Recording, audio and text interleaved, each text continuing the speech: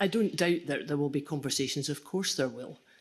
But as a committee and as a parliament, it is our duty to scrutinise any piece of legislation, but particularly when it comes to a very sizable piece of legislation, we have to be very clear in our own minds about a financial memorandum that accompanies that legislation. Yeah. Now, the concern that we have as a committee, and I think I can say fairly safely that irrespective of what we think about the bill, there are concerns that have been laid out because of a lot of the evidence that has been provided to us in the last 3 weeks.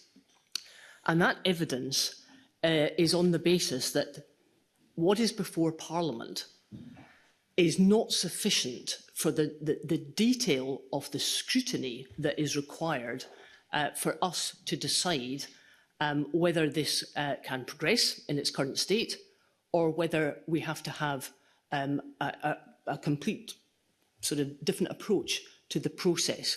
Do you accept, Minister, that the concern is sufficient, particularly amongst those who are trying to scrutinise a financial memorandum, do you accept that there is a cause to pause this bill until there is more detail than is before us just now?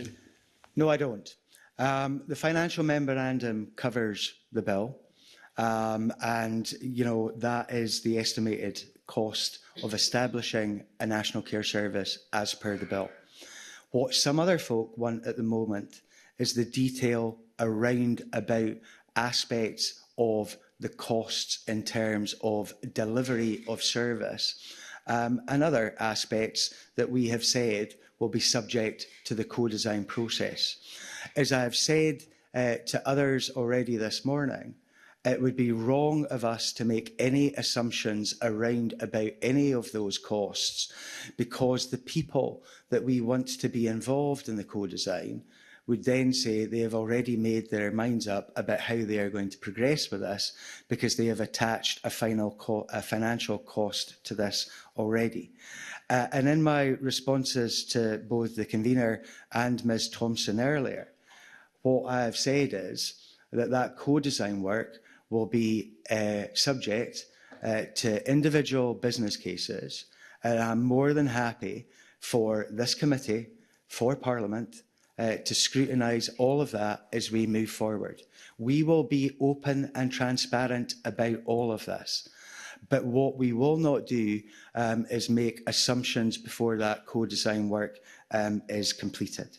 But I would reiterate, Convener, again, this financial memorandum provides the estimated cost as per the bill.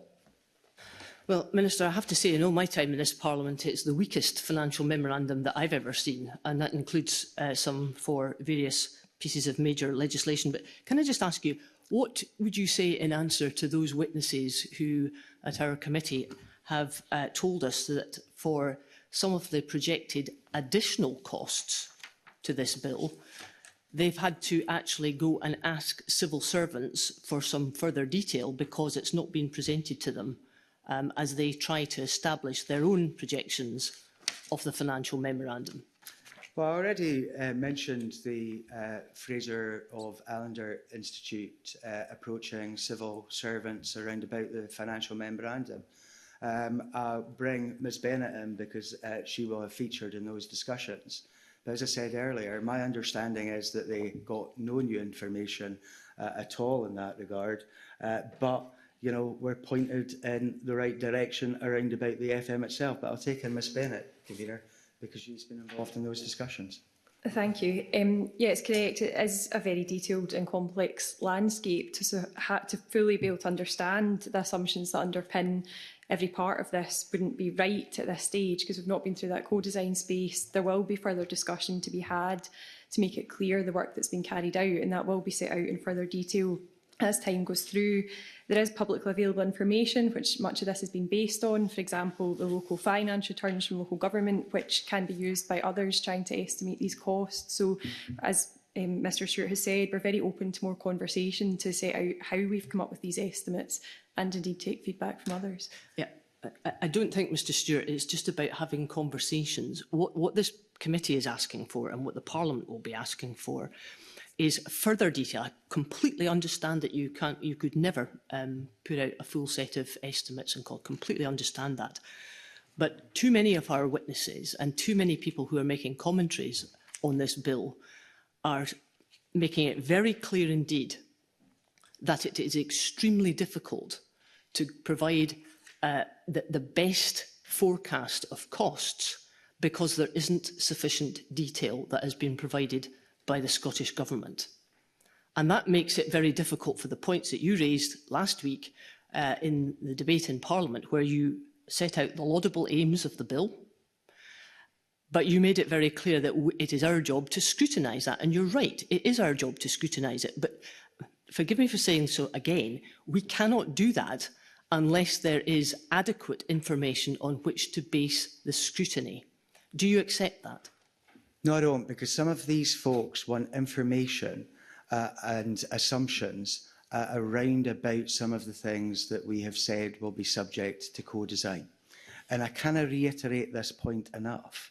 If we come out with financial assumptions now around about some of the aspects of the work that we want to achieve through co-design, people will think that co-design is a sham.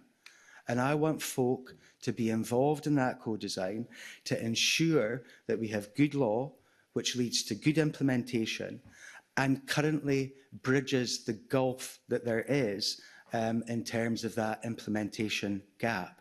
Now, I know that some of the folks out there, because I speak to them, want detail about every aspect of service delivery as we move forward.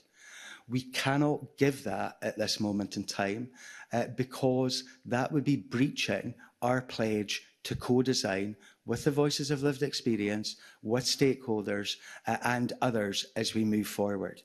The bill itself is there. The financial memorandum covers the bill, and we will come back again and again with the business cases for the co-design for further scrutiny. But what I will not do is be bounced into making assumptions around about what some of the aspects of the co-design work will actually cost, because folk out there, as I say, will think that we've already made our minds up about how we move forward.